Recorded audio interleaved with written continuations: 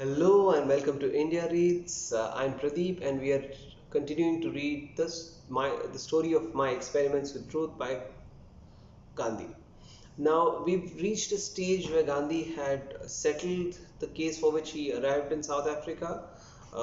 Before the year completed, he was on his way back to India, or rather, they had already organized a farewell party. During the farewell party, there was a serious discussion about the challenges that Indians were facing, and it was decided that Gandhi would spend another month and try and help in the challenging of the franchise law against Indians. Of course, the act was passed despite their best efforts, but it was later decided that Gandhi would stay in South Africa and work on some of the issues that the people from India were facing, people of Indian origin, irrespective of whatever religion they came from, whatever part of India they came from, and as a way of compensating him monetarily, it was also decided that he would get retainers from a fixed set of businessmen, and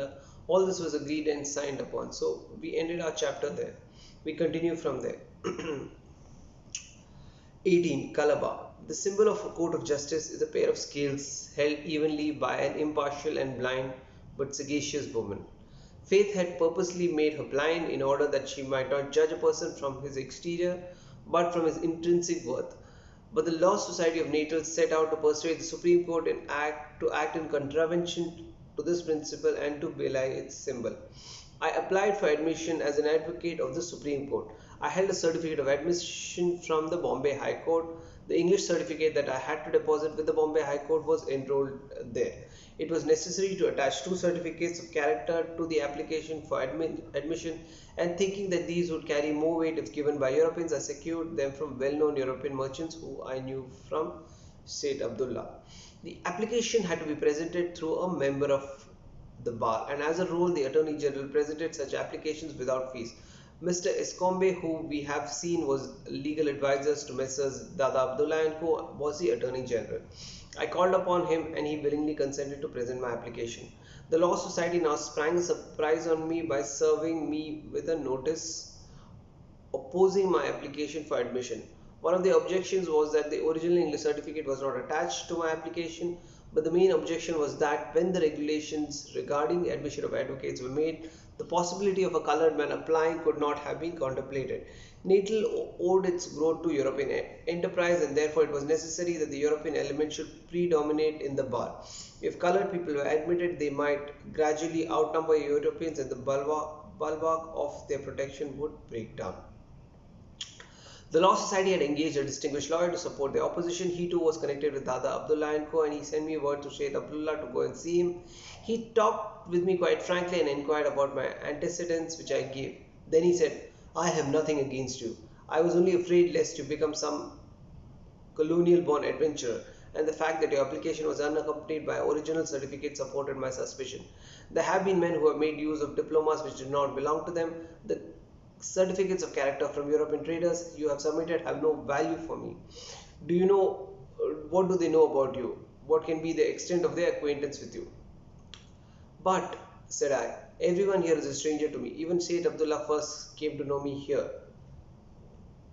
But then you say he belongs to the same place as you. It is your father was the prime minister there. Sheikh Abdullah is bound to know your family. If you were to produce this affidavit, I would have absolutely no objection. I would then gladly communicate to the Law Society my inability to oppose your application. This talk enraged me, but I restrained my feelings. If I had attached Dada Abdullah's certificate, said I to myself, it would have been rejected and they would have asked for a European certificate. But what has my admission as an advocate got to do with my birth and my antecedents? How could my birth, whether humble or objectionable, be used against me? But I contained myself and quietly replied, though I do not admit that the Law Society has any authority to require all these details, I am quite prepared to present the affidavit that you desire. Sheikh Abdullah's affidavit was prepared and duly submitted to the Council for the Law Society. He said he was satisfied, but not so the Law Society. It opposed my application before the Supreme Court, which ruled out the opposition even without calling upon Mr. Escombe to reply. The Chief Justice said in effect. The objection that the applicant has not attached the original certificate has no substance. If he has made a false affidavit, he can be prosecuted and his name can be struck off the roll if he is proven guilty. The law makes no distinction between white and colored people. The court has therefore no authority to prevent Mr. Gandhi from being enrolled as an advocate. We admit his application. Mr. Gandhi, now you can take the oath. I stood up and took the oath before the registrar. As soon as I was sworn in, the Chief Justice, addressing me, said, "You must now take off your turban, Mr. Gandhi. You must submit to the rules of the court with regard to the dress to be worn by practicing barristers." I saw my limitations. The turban that I had insisted on wearing in the district magistrate's court, I took off in obedience to the order of the Supreme Court. Not that if I had resisted the order, the resistance could not have been justified. But I wanted to reserve my strength for fighting bigger battles. I should not exhaust my skill as a fighter or insisting on retaining my turban. It was worthy of a better cause. Sheikh Abdullah and other friends did not like my submission, or was it a weakness? They felt that I should have stood by my right to wear the turban while practicing the court. I tried to reason with them. I tried to press home to tell them the truth of the maxim, "When at Rome, do as the Romans do." It would be right, I said, to refuse to obey if in India an English officer or judge ordered you to take off a turban. But an officer of the court, it would have been ill for me to disregard a custom of the court in the province of Natal. I pacified the friends somewhat with these and similar arguments, but I do not think I convinced them completely. In this instance of the applicability of the principle of looking at a thing from a different standpoint in different circumstances. But all my life, though, the very insistence on truth has taught me to appreciate the beauty of compromise. I saw in later life that the spirit was essentially a part of Satyagraha. It had often meant endangering my life and incurring the displeasure of friends, but truth is hard, as adamant and tender as blossom. The opposition of the Law Society gave me another advertisement in South Africa. Most of the newspapers condemned the opposition and accused the Law Society of jealousy. The advertisement to some extent simplified my work. Natal Indian Congress. Practice as a lawyer was and remained for me a subordinate occupation. It was necessary that I should concentrate on public work to justify my stay in Natal. The dispatch of the petition regarding the disfranchising bill was not sufficient in itself. Sustained agitation was essential for making an impression on the Secretary of State for Colonies. For this purpose, it was thought necessary to bring in a permanent organization, so I consulted Sheikh Abdullah and other friends, and we all decided to have a public organization of permanent character. To find a name to be given to this new organization perplexed me solely. It was not to identify itself with any particular party. The name Congress, I knew, was in bad odor with the conservatives in England, and yet Congress was the very life of India. I wanted to popularize it in Natal. It savored of cowardice to hesitate to adopt the name. Therefore, with full explanation of my reasons, I recommended that the organization should be called Natal Indian Congress, and on 22nd May, the Natal Indian Congress came into being. Dada Abdullah's spacious room was packed to the full on that day. The Congress received the enthusiastic approval of all present. Its constitution was simple and the subscription was heavy. Only he who paid 5 shillings monthly could be a member. The well-to-do classes were persuaded to subscribe as much as they could. Abdullah Seth headed the list with £2 per month. Two other friends also put down the same. I thought I should not stint my subscription and put down £1 per month. This was not a small amount for me, but I thought I would not be beyond my means if I were to pay my way at all. And God helped me. We got a considerable number of members who subscribed £1 per month. The number of those who put tens was even larger. Besides this, there were donations which were gratefully accepted. Experience showed that no one paid his subscription for the mere asking. It was impossible to call frequently on members outside Durban. The enthusiasm of one moment seemed to wear away the next. Even the members in Durban had to be considerably done before they could pay in subscription. The task of collecting subscriptions lay with me, I being the secretary. And we came to the stage where I had to keep my clerk engaged all day long in the work of collection. The man got tired of this job, and I felt that if the situation was to be improved, the subscriptions would have to be paid annually and not monthly, and that was strictly in advance. So I called in the meeting of the Congress. Everyone welcomed the proposal of making the subscription annually instead of monthly and of fixing a minimum at £3. Thus, the work of collection was considerably facilitated. I had learned at the outset not to carry on public work with borrowed money. One could rely on people's promises in most matters except in respect of money. I had never found people quick to pay the amounts that they had undertaken to subscribe, but the natal Indians were no exception, and the natal Indians were no exception to the rule. As therefore no work was done unless there were funds on hand, the Natal Indian Congress never has been in debt.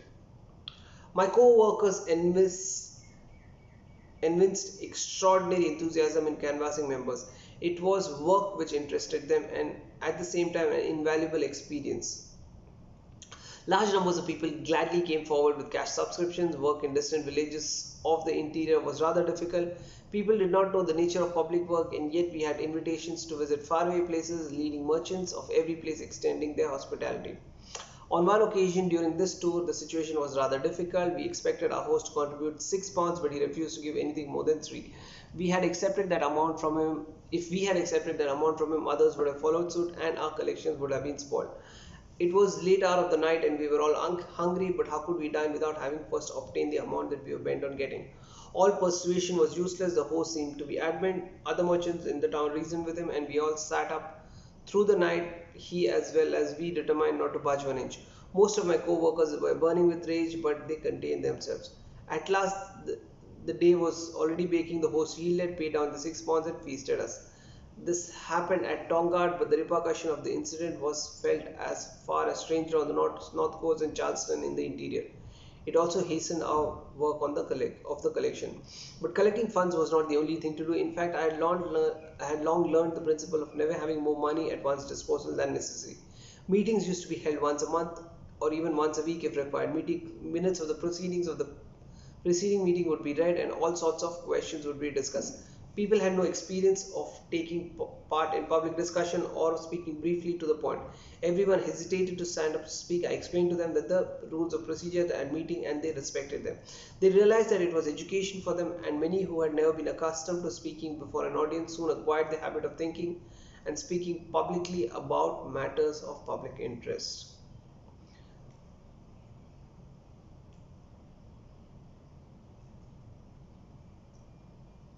Knowing that in public work minor expenses at times absorb large accounts, I decided not to even have the receipt books printed in the beginning. I had a cyclostyle machine in my office on which I took copies of the receipts and reports. Such things I began to get printed only when the Congress coffers were full and when the number of members and the work had increased. Such economy is essential for every organization, and yet I know it is not always exercised.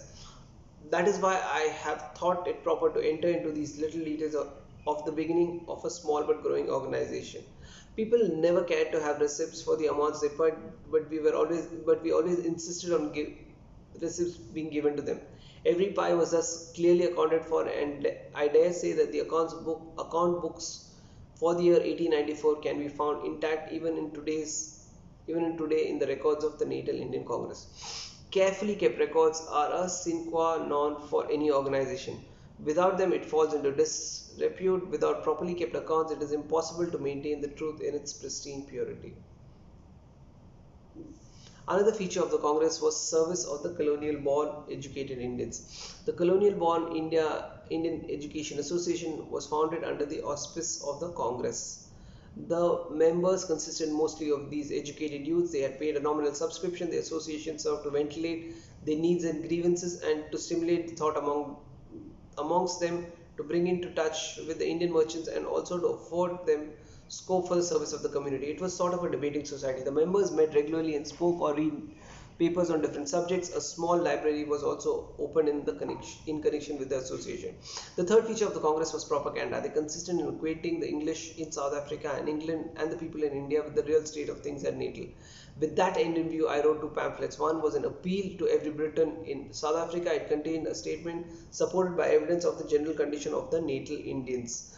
The other was called Indian Franchise, an appeal. It contained the brief history of the Indian franchise in Natal with facts and figures. I had devoted considerable labor and study to the preparation of these pamphlets, and the result was quite commensurate with the trouble taken. They were widely circulated. All this activity resulted in winning the numerous Indian friends in South Africa and obtaining active sympathy of all parties in India. It also opened out and placed before the South African Indians a definite line of action. Balasundaram. The heart's earnest and pure desire is always fulfilled. In my own experience, I have often seen this rule verified. The service of the poor had been my heart's desire, and it has always thrown me amongst the poor and enabled me to identify themselves with them. Although the members of the Natal Indian Congress included the colonial-born Indians and the clerical class, the unskilled wage earners, the indentured laborers were still outside its pale. The Congress was not yet theirs. They could not afford to belong to it by paying the subscription and becoming its members. The Congress could not win their attachment only by serving them. An opportunity offered itself when neither the Congress nor was I really ready for it. I put in scarcely 3 or 4 months practice, and the Congress also was still in its infancy, where a Tamil man in tattered clothes, headgear in hand, two front teeth broken, with his mouth bleeding, stood before me, trembling and weeping. He had been heavily belaboured by his master. I learned all about him from my clerk, who was a Tamilian. Balasundaram, as that was the visitor's name, was serving his indentured under a well-known European resident of Durban. The master, getting angry with him, had lost self-control and had beaten Balasundaram, severely breaking 2 of his teeth. I sent him to a doctor. In those days, only white doctors were available. I wanted a certificate from the doctor about the nature of the injury Balasundaram had sustained. I secured the certificate and straightway took the injured man to the magistrate to whom I had submitted this affidavit. The magistrate was indignant when he read it and issued a summons against the employer. It was far from my desire to get the employer punished. I simply wanted Balasundaram to be released from him. I read the law about indentured labor. If an ordinary servant left service without giving notice, he was liable to be sued by the master in a civil court. With the indentured labor, the case was entirely different. He was liable in similar circumstances to be proceeded against in a criminal court and to be imprisoned on conviction. This is why Sir William Hunter called the indenture system almost as bad as slavery. Like the slave, the indentured laborer was a property of his master. There were only 2 ways of releasing Balasundaram, either by getting the protector of indentured laborers to cancel his indenture or to transfer him to someone else, or by getting Balasundaram's employer to release him. I called on the latter and said to him, I do not want to proceed against you and get you punished. I think you realize that you have severely beaten the man. I shall be satisfied if you transfer the indenture to someone else. To this he readily agreed. I saw the protector. He also agreed on the condition I found a new employer. So I went in search of a new employer. He had to be European, as no Indians could employ indentured labor. At that time I knew very few Europeans. I met one of them. He was very kind. He very kindly agreed to take on Balasundaram. I gratefully acknowledged his kindness. The magistrate convicted Balasundaram's employer and recorded that he had undertaken to transfer the indenture to someone else. Balasundaram's case reached the ears of every indentured laborer, and I came to be regarded as a friend. I hailed this connection with delight. A regular stream of indentured laborers began to pour into my office, and I got the best opportunity of learning their joys and sorrows. The echoes of Balasundaram's case was heard of in faraway Madras. Laborers from different parts of the province who went to Natal on indenture came to know of this case through their indentured brethren. There was nothing extraordinary in the case itself, but the fact that there was someone in Natal to espouse their cause and publicly work for them gave the indentured laborer a joyful surprise and inspired them with hope.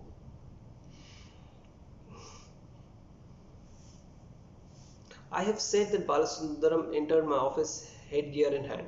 There was a particular pathos about the circumstance which showed our humiliation. I have also narrated the incident where I was asked to take off my turban.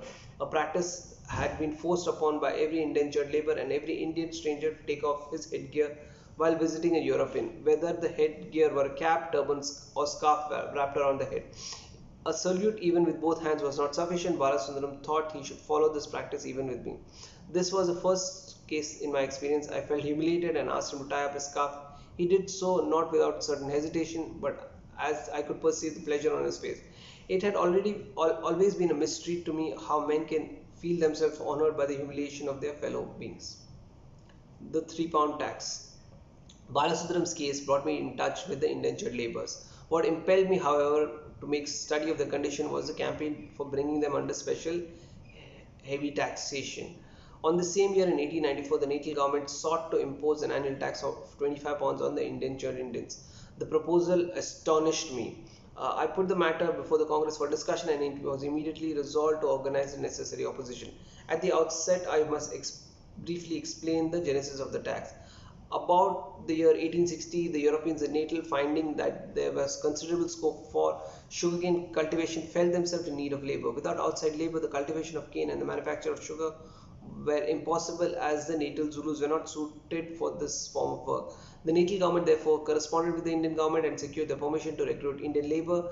These recruits were to sign an indenture to work in Natal for 5 years, and at the end of the term they were at liberty to settle there and have full rights of ownership of land. Those were the indictments held out to them, for the whites had looked forward to improving the agriculture by the industry of the Indian laborers after the term of their indentures had expired. But the Indians gave more than had been expected of them. They grew large quantities of vegetables, they introduced a number of Indian varieties and made it possible to grow the local varieties cheaper. They also introduced the mango. Not only did the enterprise stop at agriculture, they entered trade, they purchased land for building, and many raised themselves from the status of laborers to that of owners of land and houses. The merchants from India followed them and settled there. The late Sheikh Abu Bakr Ahmad was the first among them. He soon built up an extensive business. The white traders were alarmed. When they first welcomed the Indian laborers, they had not reckoned with their business skill. They might be tolerated as independent agriculturalists, but their competition in trade could not be brooked. This sowed the seed of the antagonism to the Indians. Many other factors contributed to its growth. Our different ways of living, our simplicity, our contentment with small gains, our indifference to the laws of hygiene and sanitation, our slowness in keeping our surroundings clean and tidy, and our stinginess in keeping our houses in good repair, all these combined with difference in religion contributed to fan the flame of antagonism. Through legislation, this antagonism found its expression in the defranchising bill and the bill to impose tax on the indentured Indians. Independent of legislation, a number of pinpricks had already been started. The first suggestion was that Indian laborers should be forcibly repatriated so that the term of the indentures might expire in India. The government of India was not likely to accept the suggestion. Another proposal was therefore made to the effect that the indentured laborer should return to India on the expiry of his indenture, or that he should sign a fresh indenture every 2 years, an increment being given at each renewal, and that in the case of his refusal to return to India or renew the indenture, he should pay an annual tax of £25. A deputation composed of Sir Henry Binns and Mr. Mason was sent to India to get the proposal approved by the government there. The Viceroy at that time was Lord Elgin. He disapproved of the £25 tax but agreed to pay a poll tax of £3. I thought then, as I do even now, that this was a serious blunder on the part of the Viceroy. In giving his approval, he had in no way thought of the interests of India. It was not part of his duty thus to accommodate the natal Europeans. In course of 3 or 4 years as an indentured laborer with his wife and each male child over 16 and female child over 13 came under the impost. To levy a heavy tax of £12 from a family of 4, husband, wife and 2 children, with the average income of the husband was never more than 14 shillings a month, was atrocious and unknown anywhere in the world. We organized a fierce campaign against this tax. If the Natal Indian Congress had remained silent on the issue, the Viceroy might have been approved of the £25 tax. The reduction from 25 to 3 pounds was probably due to the Congress agitation, but I may be mistaken in thinking so. It may be possible that the Indian government had disapproved the £25 tax from the beginning and reduced it to 3, irrespective of the opposition from the Congress. In any case, it was a breach of trust on the part of the Indian government. As trustee of the welfare of India, the Viceroy ought to have never approved of this inhuman tax. The Congress could not regard it as any achievement to have succeeded in getting the tax reduced from £25 to £3. The regret was still there that it had not completely safeguarded the interests of the indentured Indians. It ever remained its determination to get the taxes remitted, but it was 20 years before the determination was realized.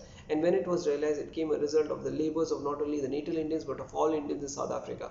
The breach of faith with the late Mr. Gokhale became the occasion of the final campaign, in which the indentured Indians took their full share, some of them losing their lives as a result of the firing that was resorted to, and over 10,000 suffering imprisonment. But the truth prevailed in the end. The sufferings of the Indians were the expression of the truth, yet it would not have triumphed except for the unflinching faith and great patience and incessant effort. Had the community given up the struggle, had Congress abandoned the campaign and submitted to the tax as inevitable, the hatred imposed would have continued to be levied from the indentured Indians until this day, to the eternal shame of the Indians in South Africa and of the whole of India. 22. Comparative study of religions. If I had found myself entirely absorbed in the service of the community, the reason behind it was my desire for self-realization. I had made the religion of service my own, as I felt that God could be realized only through service, and service for me was the service of India, because it came to me without my seeking, because I had an aptitude for it. I had gone to South Africa for travel, for finding an escape from the Kathiawad intrigues, and for gaining my own livelihood. As I have said, I found myself in search of God and striving for self-realization.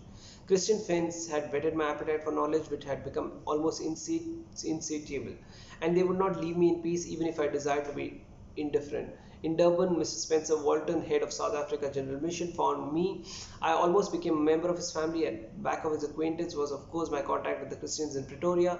Mr. Walton had a manner all of his own. I do not recollect of his ever inviting me to invite of his ever having invited me to embrace Christianity, but he placed his life as an open book before me and let me watch all his movements. Mrs. Walton was a very gentle and talented woman. I liked the attitude of this couple. We knew the fundamental differences between us. Any more amount of discussion could not efface them, yet even the differences proved helpful where there is tolerance, charity, and truth. I liked Mr. and Mrs. Walton's humility, perseverance, and devotion to work, and we met very frequently. This friendship thus kept alive my interest in religion. It was impossible now to get the leisure that I used to have in Pretoria for my religious study, but what little time I could spare I turned into good account. My religious correspondence continued. Raichand Bhai was guiding me. Some friends sent me Narmada Shankar's book Dharma Vichar. Its preface proved very helpful. I had heard about the bohemian way in which the poet had lived, and the description in the preface of the revolution effected in his life by his religious studies captivated me. I came to like the book and read it from cover to cover with attention. I read with interest Max Muller's book India, What Can It Teach Us, and the translation of the Upanishads published by the Theosophical Society. All this enhanced my regard for Hinduism, and its beauties began to grow on me.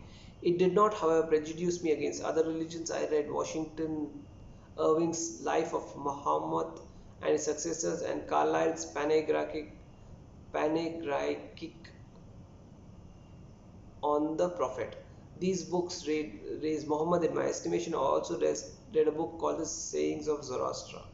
Thus I gained more knowledge of the different religions. The study stimulated my self-introspection and fostered in me a habit of putting into practice whatever appealed to me in my studies. Thus I began some of the yogic practices as well as I could understand them from a reading of the Hindu books. But I could not get on far and decided to follow them with the help of an expert when I returned to India. That desire has never been fulfilled. I made too an extensive study of Tolstoy's book, The Gospels in Brief, What to Do, and other books that made an impression on me. I began to realize more and more the infinite possibilities of universal love.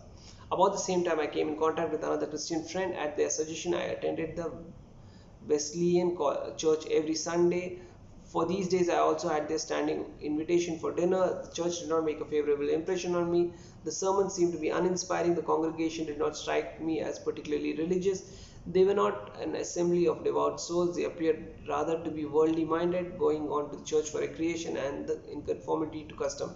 Here, at times, I would involuntarily doze. I was ashamed, but some of my neighbors who were in no better case lightened the shame. I could not go on like this and soon gave up attending the service.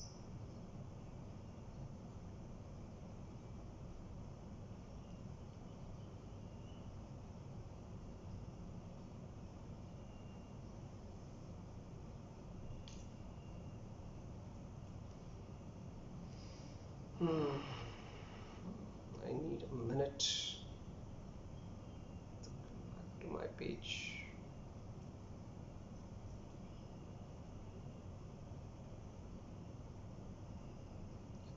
My connection with the family I used to visit every Sunday was abruptly broken. In fact, it may be said that I was wont to visit it no more. It happened thus: my hostess was good and a simple woman, but somewhat narrow-minded. We always discussed religious subjects. I was then rereading Arnold's Light of Asia, and we began to compare the life of Jesus with that of Buddha. Look at Gautama's compassion, said I. It was not confined to mankind, it was extended to all living beings.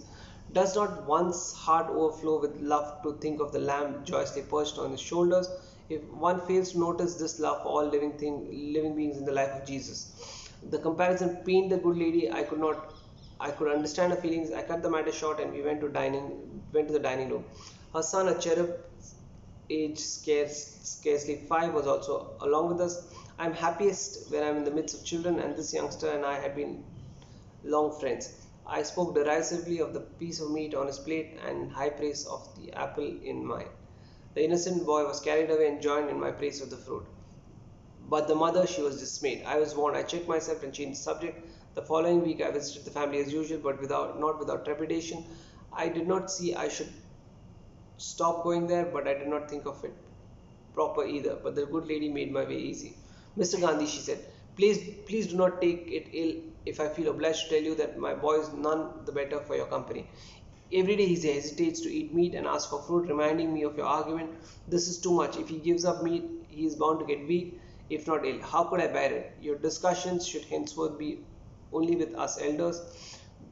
They are sure to react badly on children. Mrs. I replied, I am sorry. I can understand your feelings as a parent, for I too have children. We can very easily end this unpleasant state of things. What I eat and omit is bound to have greater effect on the child than what I say. The best way, therefore, is for me to stop these visits. That certainly need not affect our friendship. I thank you, she said with evident relief. As a householder, to set up household was no new experience for me, but the establishment in Natal was different from the ones I had in Bombay and London. This time, part of the expenses was solely for the sake of prestige. I thought it necessary to have a household in keeping up with my position as an Indian barrister in Natal and as a representative. So I had a nice little house in a prominent locality. It was also suitably furnished. Food was simple, but as I used to invite English friends and Indian co-workers, the housekeeping bills were always high. A good servant is essential in every household, but I have never known how to keep anyone as a servant. I had a friend as a companion and help, and a cook who had become a member of the family. I also had house clerks boarding and lodging with me. I think a fair amount of success in this experiment, but it was not without its modicum of bitter experiences of life. The companion was very clever and I thought faithful to me, but in this I was deceived. He became jealous of an office clerk who was staying with me and wove such a tangled web that I suspected the clerk. This clerical friend had a temper of his own. Immediately he saw that he had been an object of my suspicion. He left both the house and office. I was pained. I felt that perhaps I had been unjust to him and my conscience always stung me. In the meanwhile, the cook needed a few days' leave for some other cause and was away. It was necessary to procure another during his absence. Of this new man, I learned later that he was a perfect scamp, but for me, he proved godsend. Within 2 or 3 days of his arrival, he discovered certain irregularities that were going under my roof without my knowledge, and he made up his mind to warn me. I had the reputation of being credulous but straight man. The discovery was to him, therefore, all the more shocking. Every day at 1 o'clock, I used to go home from office for lunch. About at 12 o'clock one day, the cook came panting to the office and said, please come home at once, there's a surprise for you. Now, what is it? I asked. You must tell me what it is. How can I leave the office at this hour and go and see it? You will regret it if you don't come. That's all I can say. I felt an appeal at his persistence. I came home accompanied by the clerk and the cook who walked ahead of us. He took me straight to the upper floor and pointed at my companion's room. Open the door and see for yourself. I saw it all. I knocked at the door, no reply. I knocked heavily so as to make the very walls shake. The door was open. I saw a prostitute inside. I asked her to leave the house, never to return. To the companion, I said, from this moment I have ceased to have anything to do with you. I have been thoroughly deceived by you and made a fool of myself. That's how you have requited my trust in you. Instead of coming to his senses, he threatened to expose me. I have nothing to conceal, said I. Expose whatever I have done, but you must leave at this moment. This made him worse. There was no help for him. So I said to the clerk standing downstairs, please go and inform the police superintendent with my compliments that a person living with me has misbehaved himself. I do not want him to keep in my house, but if he refuses to leave, I shall be much obliged if police help can be sent to me. This showed him that I was in earnest. His guilt unnerved him. He apologized to me and treated me not to inform the police and agreed to leave the house immediately, which he did. The incident came as a timely warning in my life. Only now I could see clearly how thoroughly I had been beguiled by this evil genius. In harboring him, I had chosen a bad means for a good end. I had expected to be a gatherer of to gather figs of thistles. I had known that the companion was a bad character, and yet I believed in his faithfulness to me. In the attempt to reform him, I was nearly ruining myself. I had disregarded the warning of the kind friends. Infatuation had completely blinded me. But for the new cook, I would have never discovered the truth, and being under the influence of the companion, I would have probably unable to lead the life of detachment that I had begun. I should have always been wasting time on him. He had the power to keep me in the dark and mislead me. But God came to my rescue as before. My intentions were pure, so I was saved in spite of my mistakes. And this early experience thoroughly forewarned me for the future. The cook had been almost a messenger sent from heaven. He did not know cooking, and as a cook, he could not have remained at my place. But for no one else could have opened my eyes. This was not the first time, as I subsequently learned, that a woman had been brought into my house. She had come often before, and no one had the courage of this cook. For everyone knew how blindly I tested the companion. The cook had, as it were, been just sent to me to do the service, for he begged leave of me at that very moment. I cannot stay in your house, he said. You are so easily misled. This is not a place for me. I let him go. I soon discovered that the man who had poisoned my ears against the clerk was no other than his companion. I tried very hard to make amends to the clerk for the injustice I had done to him. It has, however, been my eternal regret that I could not satisfy him fully. Moreover, you may repair it. A rift is a rift. Okay, we shall end our reading here. What do we have in this reading? We have a few things that are that Gandhi had experienced after he settled down in Natal. He sets up his house. He sets up his uh, association, which he calls the Indian National Congress. I mean, he spends a lot of time mulling over what the name should be, how the organizations should be set up. They decide to have a formal organization so that things are done properly. There is also the important matter of collecting funds. Now, they started with a small amount of was it 10 shillings a month, and people who could afford to give more were asked to give more. There are people like Saint Abdullah who gave £2 a month.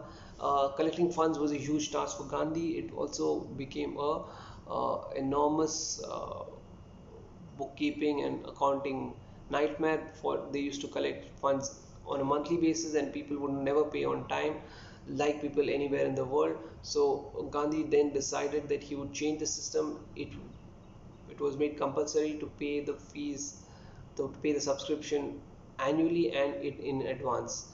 And this was not easy. He quotes an example of a particular gentleman where he had to go and spend the entire night trying to convince the person to pay a large amount of £6, as they felt that the person could afford it. Now this was in a different town, and if he paid the £6, all the people around him would also pay a fairly large amount. Gandhi and his subordinates were waiting through the night. Some of his subordinates getting very angry at the situation, but Gandhi waited patiently, and eventually the guy gave in. So collecting money was a huge task, and maintaining this money, bookkeeping of it also was very important, because here they were playing with money and they were using this money for public purposes. So it was very important for Gandhi that every penny was accounted for, and every penny paid was there was a receipt given for each one of them.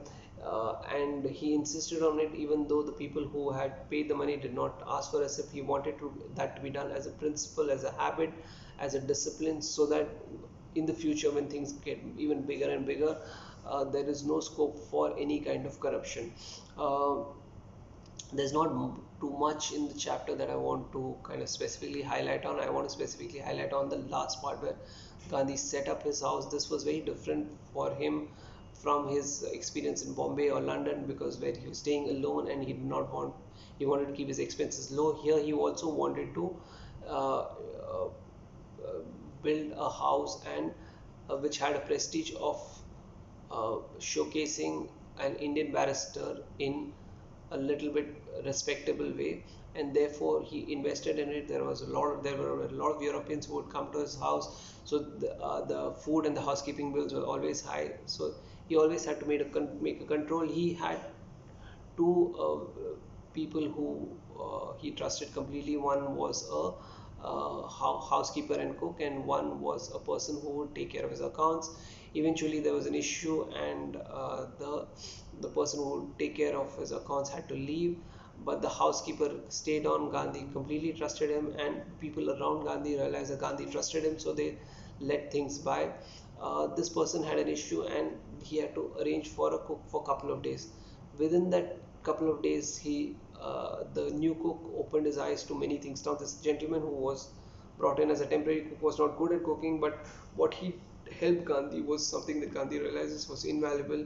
He once every day at 1 o'clock Gandhi would come home for lunch. One day he came to Gandhi's office at 12 and he asked him to come immediately. Gandhi said that please let me know what it is. He said come over immediately, and he took him to the room of his earlier cook, and he asked him to knock, and Gandhi knocked and banged till the door was open, and there was a prostitute there. So this kind of opened Gandhi's eyes to everything. He sacked his old cook, he asked the prostitute to leave, and he made sure that it was done publicly. The old cook threatened him with threatened to expose Gandhi. Gandhi said that I have nothing to hide, you can go ahead and expose whatever you want. The cook, the erstwhile cook, the earlier cook still refused to leave. So Gandhi, to show his earnestness and seriousness, asked one of his associates to go and get the police. So the cook realized that he had to leave. Now this experience taught Gandhi a lot. The new cook that he had appointed obviously was not a good cook and did not want to stay long because he realized that Gandhi was very innocent and could be misled. Gandhi respected him and let him go. So this is where the chapter ends. I also want to touch upon another incident that he talks about. He continued to make a lot of Christian contacts. Some of them were very determined to convert him. Some of them would invite him to the church services. He would attend the church services, and after that go to their house for lunch. This became a practice, and he used to do this with a particular family where every week. And during the lunch, they obviously used to have discussions, and Gandhi, there was discussions on Arnold's book Light of Asia, where Gandhi mentioned how Jesus was different from Buddha, where Buddha cared about all living beings irrespective of whether they were human or not. And as a point to this, he said about he made a comment about the meat that they were eating, of how Jesus possibly did not have the same love as Gautam Buddha did for all living beings. And this comment, this remark kind of left a deep impression on the lady's child who was sitting there, because it told the child that the apple that Gandhi was eating was better to eat than the meat that the child was eating. And this kind of disturbed the lady, so she sent him a letter saying that if you want to discuss anything, let's discuss among elders. Please don't have a discussion when children are involved. Gandhi understood and said that it would be best that I stop coming. Don't see it as a breaking of our friendship, but I do not want to influence your child in a way that you do not like. So this was one very good incident. It taught Gandhi about how to adjust with situations, how to accept differences without spoiling relations, and that's something that I kind of pulled out from the reading. I've been enjoying again reading this chapter. I know that there's a lot of information here which seems quite unimportant, and as we are slowly laboring through some of these sections, we do get glimpses of learnings from Gandhi. I hope you continue to stay here and enjoy the book. I will see you in the next video. Thank you very much.